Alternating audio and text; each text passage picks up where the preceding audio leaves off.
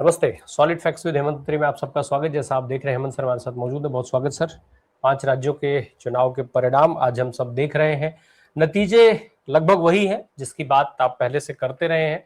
आपने कही भी थी कई सारी चीजों को, चूंकि चुनाव आयोग आपने बहुत लंबे समय तक कवर किया है, तो मुझे लगता है कि आपके उस अनुभव का भी फायदा हमारे दर्शकों को जरूर मिला होगा, जिसमें ये चीजें कही जा रही थी कि सब कुछ कैसे और क्या क्या हो रहा है, खेल कहाँ हो रहा है और कहाँ परिणाम जाएंगे। परिणाम लगभग वही, लेकिन हम बात करें जिस तरीके से हमने देखा पश्चिम बंगाल के अंदर एक बड़ा बदलाव, तमिलनाडु के अंदर एक बड़ा बदलाव, असम के अंदर जो है वो हिमंता बिश्व शर्मा का एक मजबूती के साथ उभर करके आना, इतने विवाद और इतने गंभीर आरोपों के बाद, इन सारी चीजों को सर अगर हम समझें, केरल में हालांकि थोड़ी चीजें बदल गई हैं, केरल में कांग्रेस में जश्न मन रहा है, इधर पुडुचेरी को लेकर के भी बात हो रही थी, भारतीय जनता पार्टी वहां मैसिव विक्ट्री के साथ आ रही है। ये 5 राज्यों का जो चुनाव है, इनके जो परिणाम है भारत के लिहाज से, उसको आप कैसे देख रहे हैं?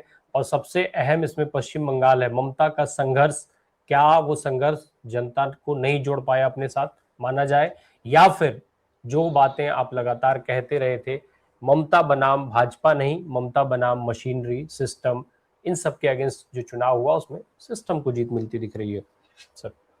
राम प्रकाश जी नमस्कार, आपको सारे दर्शक साथियों को भी। जिस दिन चुनाव की घोषणा हुई थी उस दिन अपना पहला कार्यक्रम हुआ था, आपको याद होगा, गणेश गुप्ता, और मैंने आपको क्या कहा था उसमें? अगर वर्बेटिम के अलावा कोई एक कॉमा फुल स्टॉप का भी अंतर हो तो बता दीजिए। देखिए, चुनाव प्रचार शुरू होता है, चुनाव अभियान शुरू होता है, चुनाव कार्यक्रम की घोषणा होती है, सुबह हम सो करके उठते हैं, अगले दिन 12 घंटे के अंदर आधी रात के बाद सारी की सारी प्रशासनिक मशीनरी टॉप पे बदल दी जाती है गणेश गुप्ता के द्वारा, बिना कोई पैनल मंगाए। कौन चीफ सेक्रेटरी होगा, कौन डीजीपी होगा, कौन पुलिस कमिश्नर होगा, सारे के सारे दिल्ली से लगा दिए। इससे अच्छा तो राष्ट्रपति शासन ही लगा देते। लोकतंत्र का भी क्यों मजाक उड़ा रहे। एक पूरे बंगाल के अंदर 483 अधिकारी बदले गए चुनाव प्रक्रिया के दौरान, यानी कि आचार संहिता की घोषणा के बाद। जो बाकी 4 राज्य हैं उन चारों को भी मिला लीजिए, उनसे 30 गुना ट्रांसफर सुओ मोटो किसने किए? Election commission. चुनाव प्रचार के दौरान प्रधानमंत्री ने क्या कहा कि यहां पर हमारी सरकार बनेगी और मैं फला तारीख को शपथ के लिए आऊंगा। माननीय गृह मंत्री जी अमित शाह जी, वो तो हर उसके अंदर संख्या बताने पे आ गए कि 170 सीट हमारी आएगी।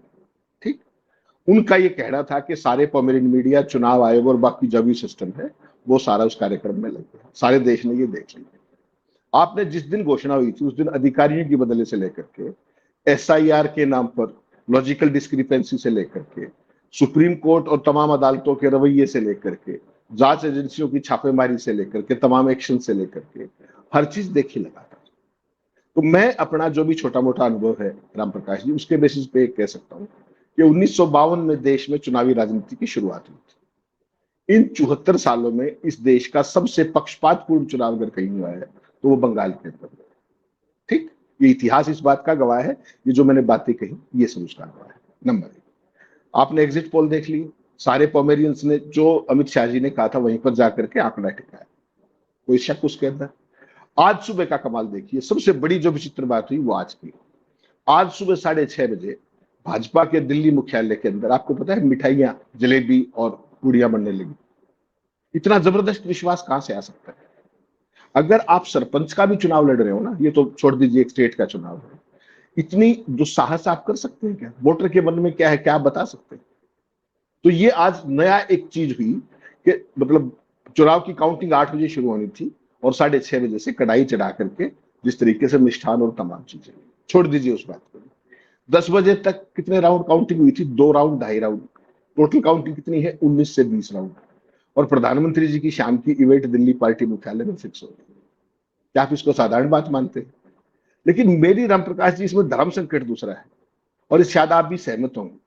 मुझे ये समझ में नहीं आ रहा कि मैं इस जो भी चुनावी परिणाम आया बंगाल में और असम में, इसके लिए बधाई किसको दूं?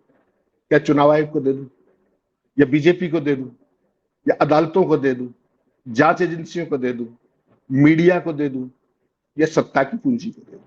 मुझे ये समझ में नहीं आ रहा। आप हो सकता है तो मेरी मदद कीजिए।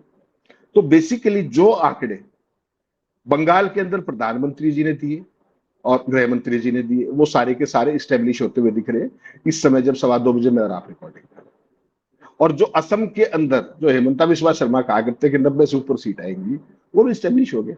वहां का खेल देखिए आप, परिसीमन किया गया जिस तरीके से परिसीमन किया गया, उसके बाद तो कुछ चुनाव था काम, आप औपचारिकता कर लीजिए जो कुछ करना है। तो अगर यही चुनाव होना है तो फिर मैं तो आपको बहुत साल पहले से कहा था कि साहब रशियन मॉडल बहुत अच्छा है, पैसे भी क्यों खराब करते हो, चाइनीज मॉडल उससे भी अच्छा है, और उत्तर कोरिया में तो आपको पता ही 99% वोट आते हैं, उसको अपना लीजिए, इस देश के हजारों करोड़ रुपए समय सब कुछ बचेगा। लेकिन चलिए जो कुछ भी हो, आज का जो चुनाव है अगर स्टेट वाइज आप इसको दो दो लाइन में सम अप करेंगे तो बहुत ही एक नई पिक्चर निकल के आएगी, जो लीक से हट करके मैं एक बात कहना चाह रहा हूं। तमिलनाडु में टीएम जो इसने टीवीके ने क्या बता दिया कि अब जो चुनाव है वो नेता नहीं लड़ते, जो नई पीढ़ी है जन जी वो तय करती है कि उसको किससे उम्मीदें हैं। युवा अब चुप नहीं है, बस सीधे सिस्टम के खिलाफ वोट कर रहा है, वो सिस्टम चाहे कोई हो, उसके अपोजिशन में चाहे कोई हो, उसके साथ कोई हो चाहे उसके अपोजिशन में कोई हो। ठीक, तमिलनाडु में चूंकि भाजपा नहीं थी तो उस तरह का खेल संभव नहीं था, तो उन्होंने जिस तरीके से भी अपने पत्ते बिछाए, और ये भी आने वाले समय में पता लगेगा। अभी तो टीवी के यही कह रही है कि हम बीजेपी के साथ किसी कीमत पर नहीं जाएंगे, बट हु नोस, जिस तरह के डेटा आ रहा है, जिस तरह के फिगर्स आए हैं, हु नोस के भारतीय जनता पार्टी वहां सरकार बनवाए रिमोट की, अपने एआईडीएम की और इनकी मिलो कुछ भी करने में सक्षम है, ये मान करके चलिए। उसके बाद आप बात करिए केरल में। केरल ने दिखाया कि कार्डर बेस्ड चुनाव अब भी लड़ा जा सकता है, नैरेटिव अगर ठीक हो, ऑर्गेनाइजेशन अगर ठीक हो, और मुद्दों पर चुनाव लड़ लिया जाए, क्योंकि दोनों जगह चुनाव, वहां पर जो केरल के अंदर दोनों ही पार्टियां, वो इन दोनों के ऊपर चुनाव लड़ रही थी। चूंकि एलडीएफ 10 साल से सत्ता में था, एंटी इनकम्बेंसी भी थी, हाल के जो लोकल बॉडीज इलेक्शन हुए थे उसमें भी आपने परिणाम देखा था, हमने चर्चा भी की थी, तो उस सारे के जो संकेत थे वही स्टेब्लिश हुए। और मजेदार बात यह कि प्रधानमंत्री जी ने इतनी भारी भरकम रैलियां की, वहां पर जबरदस्त जोर लगाया, और परिणाम वही शून्य का रहा। ठीक, तो मैं तो इस बात से हैरान था कि जब इतना ही सब कुछ करना था तो मोदी जी ने जो बेसिकली जितना वो था, क्या केरल भी और तमिलनाडु भी जीत लेते, ताकि हम सब का जो लोकतंत्र का भ्रम है वो तो मिट जाता। कम से कम कोशिश कर लेते, बंगाल में तो किया ही है ना, वहां भी कर लेते, तो लोगों का भी दिमाग क्लियर हो जाता है कि भाई कहां क्या कर रहे हैं। लेकिन एक अलग तरह की परिस्थिति तो आप केरला में आपको देखने को मिली कि अब भी मुद्दों की, नीति की लड़ाई एक नैरेटिव के जरिए लड़ी जा सकती है, और भाजपा चाहकर भी वहां कुछ नहीं कर पाएगी पाचन। अब आप बात करें लेफ्ट की राजनीति, केरला के अंदर लेफ्ट की राजनीति में एक तरीके से दुर्भाग्य से इतिहास बन के रह गई है। कभी उनका सड़कों पर राज हुआ करता, जिस तरीके से जन आंदोलनों के अंदर, मजदूर आंदोलनों के अंदर, सब जगह के अंदर, आज वो बेचारे सिर्फ बयान तक सीमित रह गए। मैं इसको कोई बहुत अच्छा नहीं मानता। एक पूरी की पूरी नेशनल पार्टी का समाप्त हो जाना लोकतंत्र में कहीं ना कहीं विकल्पों की कमी को दिखाता है। और एक ये जो डेमोक्रेसी है, जो वाइब्रेटिंग डेमोक्रेसी है, हैपनिंग डेमोक्रेसी है, उसके लिए कहीं अच्छा संकेत ये नहीं।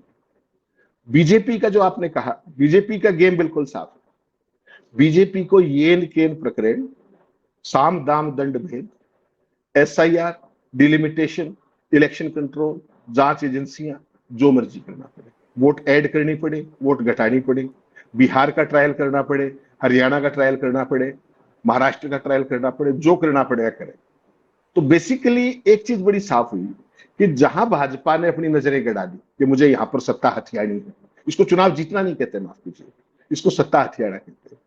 तो जहां भारतीय जनता पार्टी को चुनाव हथियाना है, वो केवल आइडियोलॉजी से नहीं, वहां पे so called strategy, so called structure, silent voter, money power, media power, manipulation, data manipulation, जितने भी एम आप जानते हो, मैनेजमेंट के नाम पर जो भी चीजें हैं, वो सारे का सारा करना, ये सारा एक नया एक देश के अंदर निकल के आया है। और एक इंटरेस्टिंग चीज और ऑब्जर्व कीजिएगा, सारे दर्शकों के लिए छोड़ के जा रहा हूं, 2019 में लोकसभा चुनाव में मोदी जी की दूसरी जीत के बाद और तमाम राज्यों में भाजपा की जीत के बाद, क्या आपने पूरे देश में किसी भी प्रदेश स्तर पर कोई बड़ा विक्ट्री जुलूस देखा है क्या? कोई बड़ा जश्न देखा है क्या? हमारे यहां तो एक विधायक चुनाव जीतता है, पार्षद चुनाव जीतता है, सरपंच चुनाव जीतता है, वो भी विजय जुलूस निकालता है। कहां चले गए? लोकतंत्र का पर्व है चुनाव, इट्स ए सेलिब्रेशन। और आज हालत यह है कि चुनाव के नाम पर हम लोकतंत्र का वर्सिया पढ़ रहे हैं।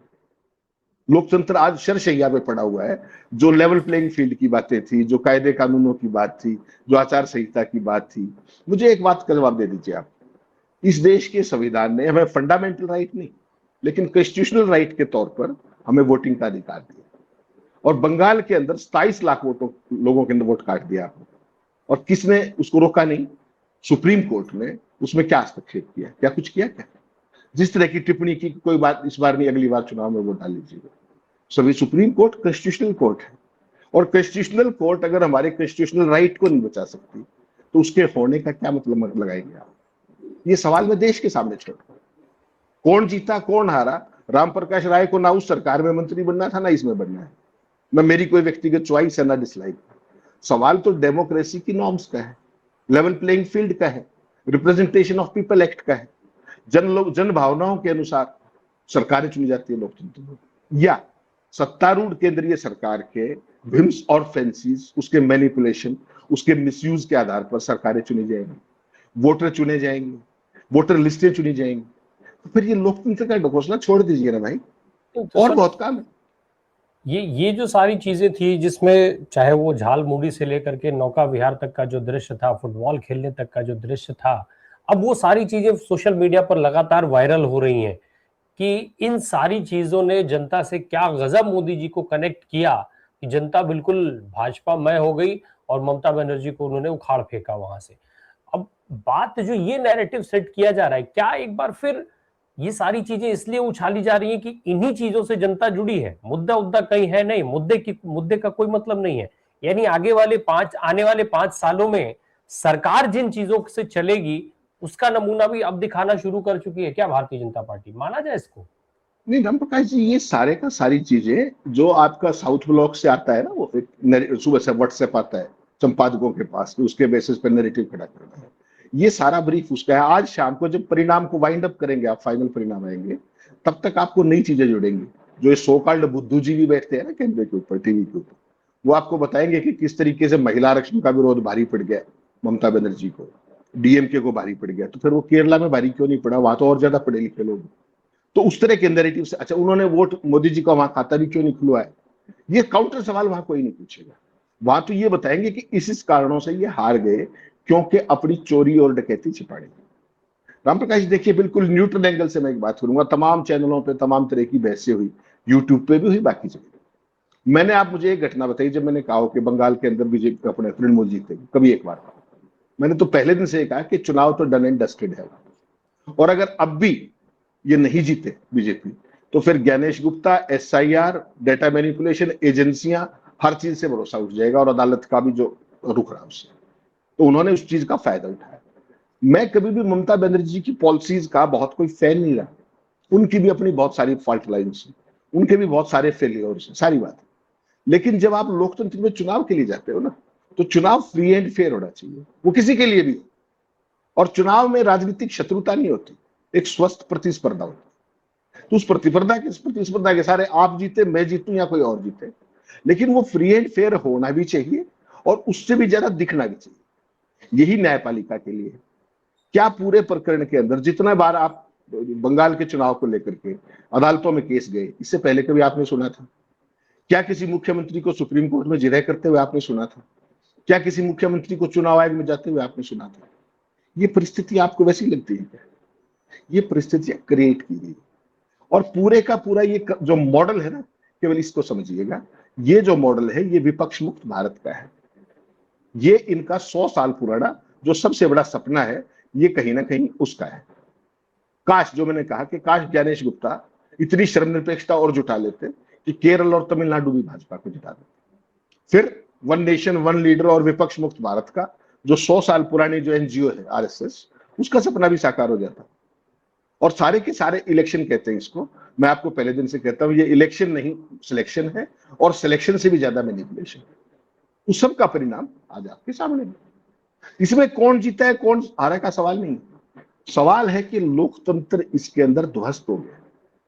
लोकतंत्र के अंदर तो था ये सारी चीजें, लेवल प्लेइंग फील्ड हो, सबको समान अवसर मिले, मीडिया सबको समान स्पेस दे, लोगों को फ्री एंड फेयर अपनी इच्छा के मुताबिक वोट डालने का अधिकार मिले, इस तरीके का भय या पक्षपात ना हो। क्या कोई भी चीज दिखाई दी आपने? प्रधानमंत्री जी का कोई भाषण सुनिए, गृह मंत्री जी का कोई भाषण सुनिए, पूरे किसी भाजपाई नेता का किसी प्रचार में भाषण सुनिए इन 5 राज्यों में। क्या कर रहे थे? Vertical division. ये देश तो हम सबका है, चुनाव तो आएंगे जाएंगे, सत्ता को आपने देश से बड़ा महत्वपूर्ण बना दिया, देश के हित से ऊपर बढ़ा दिया, सत्ता देश के लोकतंत्र से ऊपर हो गई, सत्ता काबिज करना संविधान से ऊपर हो गया। यही तो आरएसएस पिछले 100 साल से ट्राई कर रहा था। और एक बात मेरी और याद रखिएगा राम प्रकाश जी, आखिर में उसमें सेगमेंट में कहूंगा कि आज भारतीय जनता पार्टी ने ये सब करके पीक तो हासिल कर ली है, इसके बाद क्या? जब आप शीर्ष पे पहुंच जाते हैं तो और फर्दर जाने की जगह तो होती नहीं। उसके बाद फिर क्या होता है वो भी दर्शकों को याद रखना चाहिए। वहां से आपका पराभव शुरू होता है, और वो पराभव जिस हालात में आप काम कर रहे हो, जो देश के जो हालात हैं, महंगाई के जो हालात होने वाले हैं, कूटनीति के जो हालात होने वाले हैं, इंटरनेशनल हमारी स्टैंडिंग की जो परिस्थिति बनी है, उसके बाद एक ही चीज होती है, दैट इज वर्टिकल डाउनफॉल। और वो नंबर मोदी जी का आएगा, सदा सत्ता किसी की नहीं। अभी भी वक्त है कि भारत के सारे विपक्ष को ये समझ लेना चाहिए, और मैं हमेशा कहता हूं कि सबका नंबर आएगा और सारे अलग अलग पिटेंगे। केजरीवाल का देख लीजिए, एनसीपी का देख लीजिए, अकालियों का देख लीजिए, आईएनएलडी चौटाला का देख लीजिए, जिसका मर्जी आप गिनते चले जाइए, सबका, आम आदमी पार्टी का देख लीजिए, सबको अकेले अकेले पीटा। किसी को छोटा सा तेलंगाना पकड़ा दिया, किसी को छोटा सा अपने हिमाचल पकड़ा दिया, कर्नाटक पकड़ा दिया। लेकिन जो चुनाव का पूरा स्ट्रक्चर बनाया गया है, अल्टीमेटली तो उसमें लूजर तो डेमोक्रेसी है, लूजर तो सारा संविधान है। तो इन विपक्ष के दलों को कब हंगरी की याद आएगी कि आप उस मॉडल पे चल सकते हो किसी एक व्यक्ति को मान करके, तो आपका सर्वाइवल बचेगा। नहीं तो आप देख लीजिए, ममता सबसे बड़ी उम्मीद थी, ममता की जो गत करी तो बस एक ही किला बचता है, वो अखिलेश का। और ममता ने बहुत जबरदस्त चुनाव लड़ा, फाइटिंग स्पिरिट दिखाई, she fought to the nail. लेकिन इस मैनिपुलेशन के सामने कौन खड़ा हो सकता है? जब सारी की सारी कायनात किसी को जिताने और किसी को हराने पे आ जाए तो कोई क्या? तो अभी भी ममता बनर्जी तो अभी भी अपील कर रही हैं लगातार अपने जो उनके काउंटिंग एजेंट्स हैं उनसे कि भाई आप जो है जब तक फाइनल ना हो जाए सब कुछ तब तक काउंटिंग की जगह मत छोड़िए, बूथ मत छोड़िए, सेंटर मत छोड़िए, आप वहां पर बने रहिए, क्योंकि ये सब भारतीय जनता पार्टी का ब्लफ है। वो ऐसा नैरेटिव बता रही है, जबकि 70 सीटों पे परिणाम अपडेट नहीं हो रहे हैं। ये सारे आरोप चल रहे हैं सर अभी।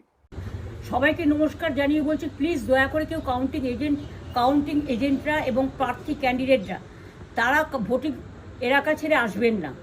স্ট্রং রুমে যেখানে কাউন্টিং হচ্ছে মানে সেন্টারে, সেখান ছেড়ে কেউ আসবেন না। এটা বিজেপির প্ল্যান। প্রথম 2-3 রাউন্ডে আমি কালকে থেকেই বলছি যে ওদেরগুলো আগে দেখাবে, আমাদেরগুলো পরে দেখাবে। এবং অনেক জায়গায় 2-3 রাউন্ড কাউন্টিং করার পরে প্রায় 100টা জায়গায় কাউন্টিং বন্ধ করে রেখে দিয়েছে।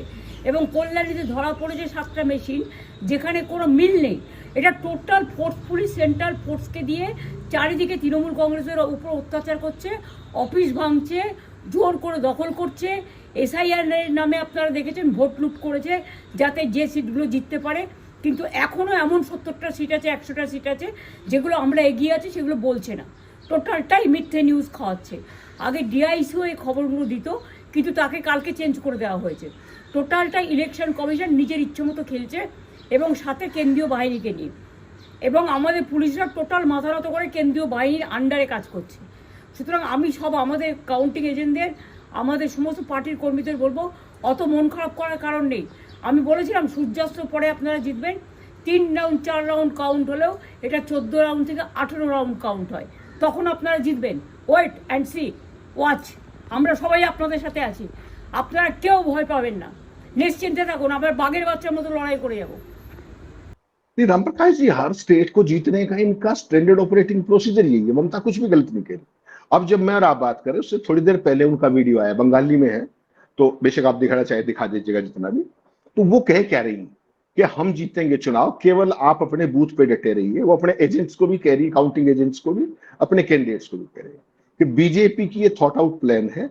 जिस तरीके से बहुत सारी जगह पे आपने देखा होगा कि काउंटिंग एजेंट्स को काउंटिंग सेंटर्स में घुसने में देरी की गई, उसके पीछे भी खेला करने का वो। उसके बाद बहुत सही कह रही हैं वो, और तमाम जगह पे ये चर्चा है कि बूथों का जो काउंटिंग वो है, अपडेट फिगर्स वो नहीं हो रहे। तो भारतीय जनता पार्टी ऐसा ही करती है। अगर आपके कल सुबह तक और परसों कल शाम तक अगर चुनाव की काउंटिंग चलनी है, फिर मशीनों का फायदा क्या है? फिर तो मैनुअली अच्छा था। लेकिन हर जगह करते हैं, कोई नई बात नहीं है, इनका स्टैंडर्ड ऑपरेटिंग प्रोसीजर है। और जहां दाव लगे, अपने हारे हुए प्रत्याशी को भी चुनाव जिताने में सिद्धहस्त हैं सारे के सारे। और इस समय जब मैं और आप बात कर रहे हैं, दुर्भाग्य से बहुत सारी जगह पर वहां पर झड़पों की भी सूचना आने लगी। कूच बिहार में झड़प हुई है, लाठीचार्ज हुआ है, जमूरिया में आगजनी हुई है, ममता के घर के बाहर वही जो पॉपुलर जय श्री राम के नारे लगाए गए हैं। आप समझ लीजिए ना कौन कर रहा है ये माहौल।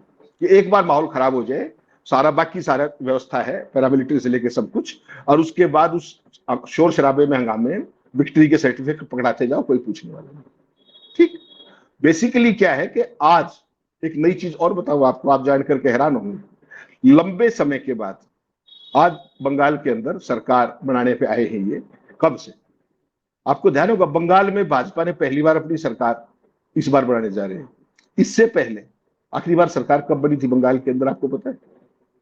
श्यामा प्रसाद मुखर्जी ने मुस्लिम लीग के साथ मिलकर 1941 में सरकार बनाई थी बंगाल के अंदर। अनडिवाइडेड इंडिया था और अनडिवाइडेड बंगाल था। तो देखिए वही पार्टी का चाल चरित्र और चेहरा, औरों को मुस्लिम लीग बताते हैं, और उस सरकार के अंदर श्यामा प्रसाद मुखर्जी जी वित्त मंत्री थे, ये मत भूलिएगा। मुस्लिम लीग के साथ 1941। मुस्लिम लीग कौन थे और ये कौन थे? ये राष्ट्रवादी। हाँ, विभाजन के लिए कौन जिम्मेदार था? विभाजन विभीषिका दिवस यही मनाते हैं। तिरंगे का खिलाफ कौन था? वही तिरंगा का सम्मान यात्रा निकालते हैं, हर साल निकालते हैं उसको एक एनुअल इवेंट बनाकर। तो आप सोच लीजिएगा इनका चाल चरित्र और चेहरा क्या है। और बंगाल के अंदर जो कुछ ये किया गया कि ज्ञानेश गुप्ता ये कह रहे हैं, Gyanesh Gupta is not home secretary of India, is not home minister of India. उनका जो मैंडेट है, लिमिटेड मैंडेट है कि आचार संहिता की घोषणा से लेकर के फाइनल रिजल्ट नोटिफिकेशन तक उनका कंट्रोल है बंगाल पे या किसी भी स्टेट पे। उन्होंने किस अधिकार के साथ ये कहा कि चुनाव के बाद भी, परिणामों के बाद भी वहां पर पैरामिलिट्री रहेगी? इसका मतलब समझ रहे हैं आप?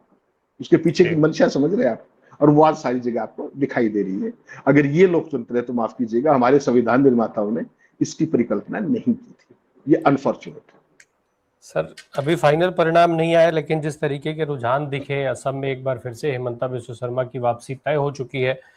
मीडिया में भी ये शुरू हो चुका है कि असम एक ऐसा स्टेट था जहां पर वन मैन शो चला पूरा, यानी हेमंता बिस्वा शर्मा को हीरो बनाए जाने की चीजों को और बड़ा करने की चीजें शुरू हो चुकी हैं।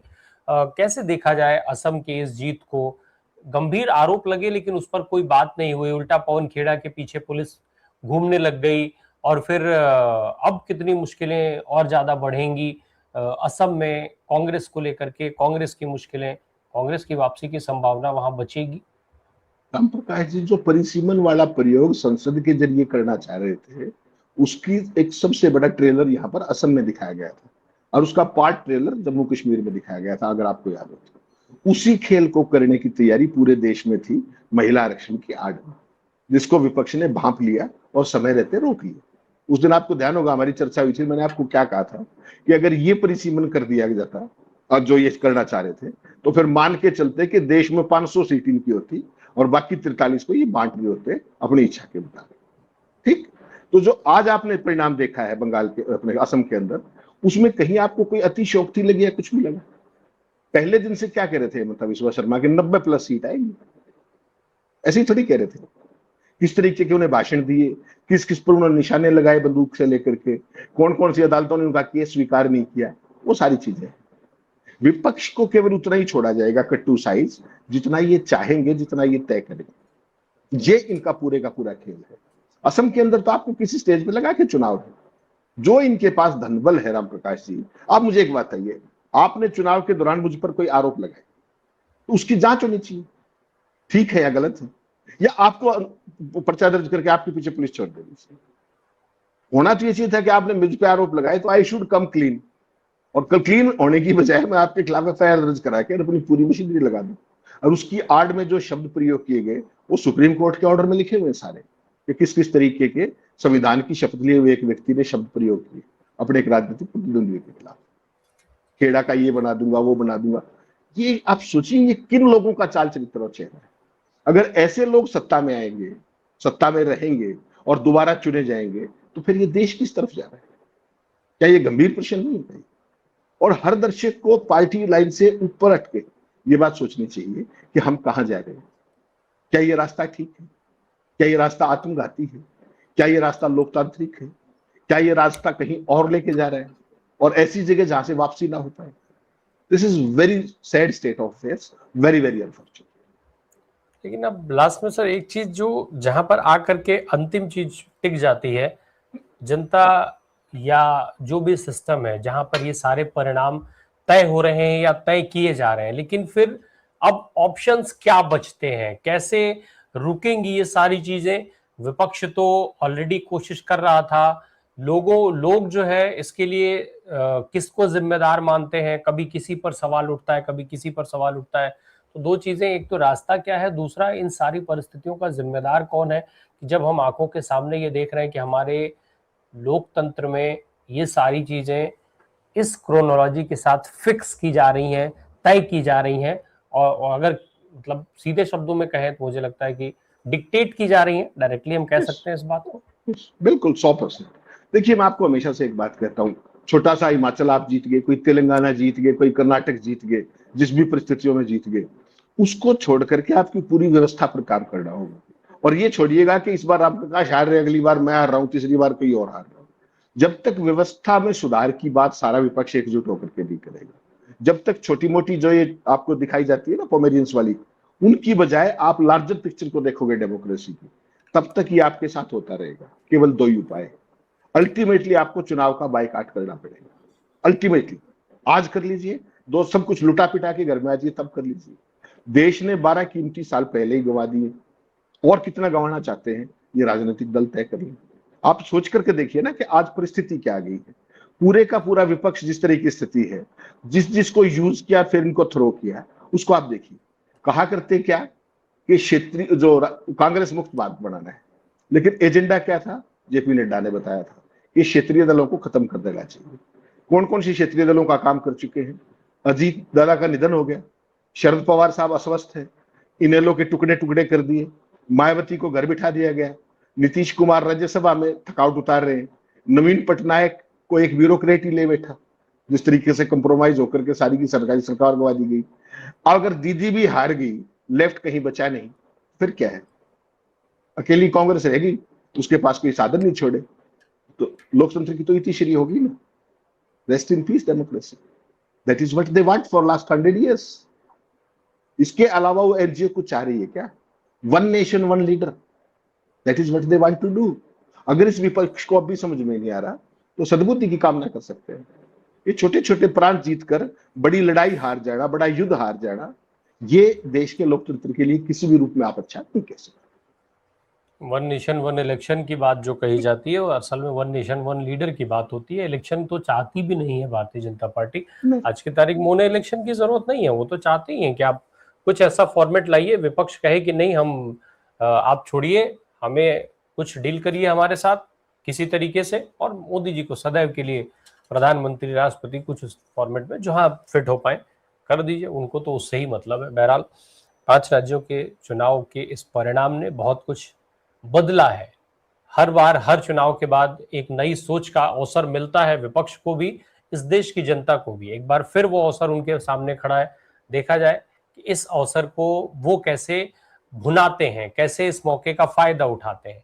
इसी पर शायद चुनावी भविष्य टिका होगा, राजनीतिक भविष्य टिका होगा, लोकतांत्रिक भविष्य टिका होगा इस देश का। बहुत धन्यवाद सर हमसे बात करने के लिए। Thank you so much.